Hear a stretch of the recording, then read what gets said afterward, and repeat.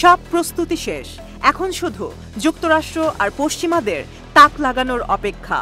শত্রুপক্ষের জন্য চীন তৈরি করে ফেলেছে শক্তিশালী ড্রোন আর যুদ্ধবিমান।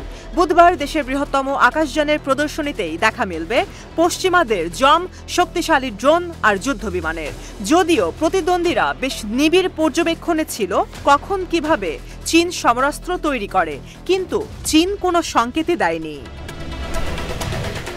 এবার একেবারে সরাসরি এয়ার শোতে পুরো বিশ্বের সামনেই তুলে ধরতে যাচ্ছে নিজেদের সামরিক শক্তি। ঝুহাই এয়ার শোতে মূলত J-35 স্টেলথ যুদ্ধবিমান আর বহুল প্রতীক্ষিত নতুন মডেলের CH-7 স্টেলথ ড্রোন নিয়ে আসছে বেইজিং। এই ড্রোন আর যুদ্ধবিমানের ছবি ছড়িয়ে পড়েছে ইন্টারনেটে। CH-7 মূলত উচ্চতা আর সহনশীলতার দিক দিয়ে বেশ শক্তিশালী।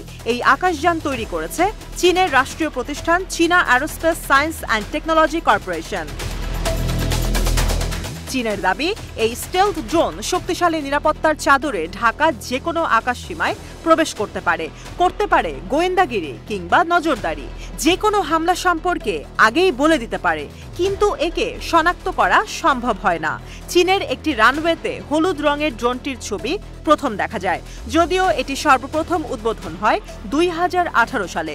এরপর চলতি বছর এই স্টেলথ ড্রোনকে আরও আধুনিক করে বিমানের প্রদর্শনীতে আনা হচ্ছে।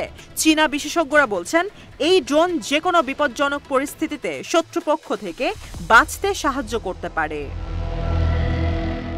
এই প্রদর্শনীতে মস্কোর সঙ্গে চীনের সখ্যতাও স্পষ্ট দেখা যাবে। যুক্তরাষ্ট্র আর তাইওয়ানের আশপাশে আঞ্চলিক হুমকি মোকাবেলায় চীন বহু আগে থেকেই নিজেদের এভিয়েশন খাতকে শক্তিশালী করেছে। বেইজিংয়ের নিজের ভূখণ্ড দাবি করা তাইওয়ানের আশপাশে কিছুদিন পরপরই যুদ্ধবিমান পাঠিয়ে দেয় চীন।